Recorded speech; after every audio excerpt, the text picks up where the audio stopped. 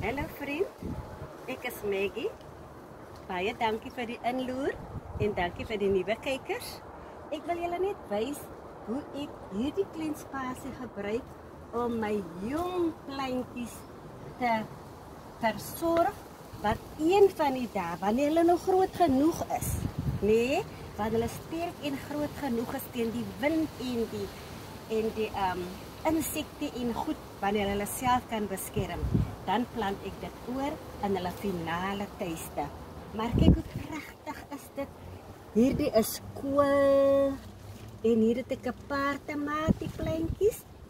Hier is Swiss chard. Die Swiss chard is mos 'n familie van die spinasie. So, en hier het ek net 'n klomp peper saad ingegooi en kyk hoe pragtig groei dit. Dit groei gewillig, lyk nie hulle hou van sonskyn, hulle hou van son en so. Dit groei baie goed. So, en hierdie kant vriend, het ek 'n pakkie gemengde kruie. Dis roosmaryn, basil en timie. Soos jy kan sien is mix, hè? Wat ek hier ingeplant het, ek weet nog nie wie is wat nie, maar ek laat dit sterker groei en dan sal ek aan die einde van die dag vir hulle ook 'n label gee wie wat is. Maar dit is hoe die spasie is. Ek is opgewonde, kyk hoe mooi lyk hulle, vars en groen, geen pes naby nie, so ek baie opgewonde is. Hier het ek sommer so 'n klein spasie waar ek al my ou koppies gebruik vir succulents, vetplante.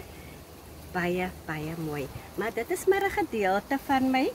Dit is maar 'n gedeelte van die plan wat ek het vir my tuin. 2026 gaan 'n heel ander verandering wees.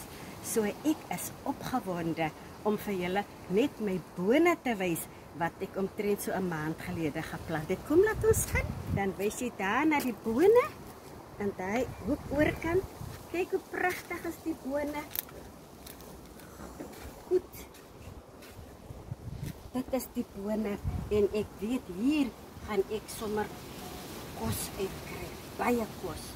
Maar dit is die bone wat ek vir julle omtrent so 'n maand gelede gewys het en ek is baie trots op dit. Maar vriend, ek sal die progress van my tuin vir julle wys binne 'n week of 2 en laat dit net met julle goed gaan. Tot ziens.